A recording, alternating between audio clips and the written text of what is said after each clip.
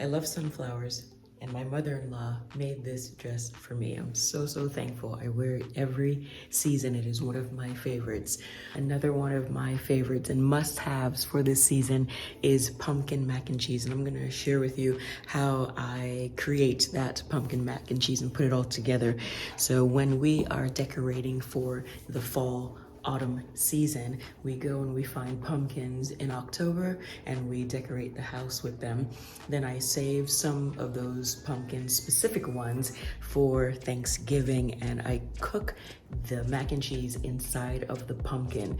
And it is a process. There are a lot of steps, but basically it's infused into the mac and cheese. You don't taste a lot of the pumpkin, but you taste a hint and you know it's there, and it is a family favorite. I cannot get away from not making it. The other thing that makes it very special is I don't normally cook traditional Thanksgiving food that most Americans have, so like turkey and cranberry sauce and stuffing and that sort of thing. I do make stuffing. I'll come back to that. But anyhow, I make a lot of Jamaican food. So the pumpkin mac and cheese is infused not only with the pumpkin, but it has all of my Jamaican spices in there. And so I am going to share with you how I create that. So let's just dive right in.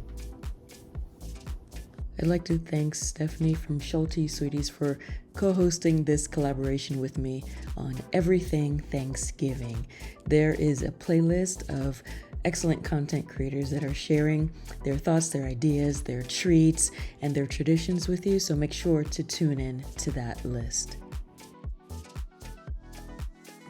The first step is to carefully cut the top of the pumpkin off and to gut it. I will list all of the instructions in the description box. Follow along so you can see the rest of the process.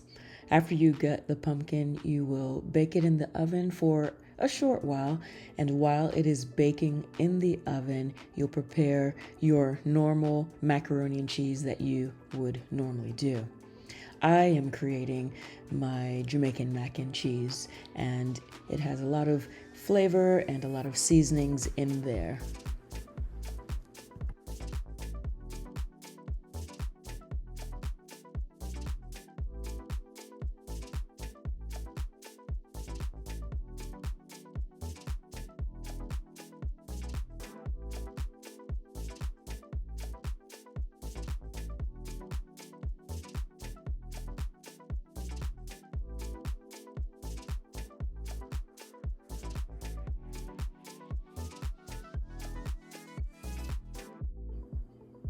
You'll want to add all of your favorite cheeses in the mac and cheese. You'll definitely want to make sure you have a very creamy cheese. Something like a cream cheese would be a nice touch, even half of a bar of that. And then I have a secret ingredient that I add that I can't share, family secret, but at this step you're adding your cheeses and your butter, and I add some whipping cream in there as well.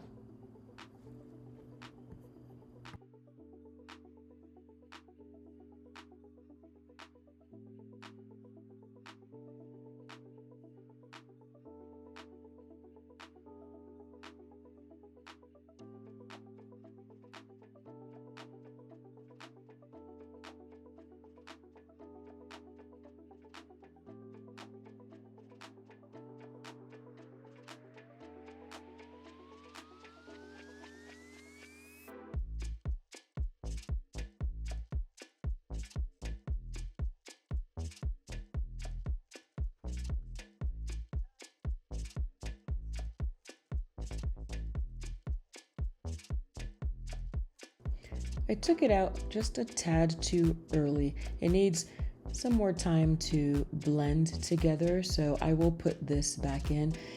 I created this for an event for this season, and before I could even think about taking a photo, it was all gone.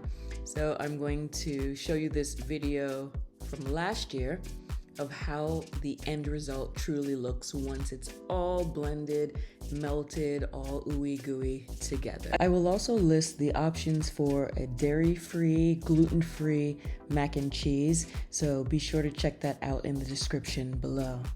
It is absolutely divine, And if you make it, please, please let me know. Let me know how it turned out. Like I said, it is a process, but it is so worth it. It looks so beautiful on your tablescape, and it will definitely be a crowd pleaser. Thank you for watching. We'll see you next time.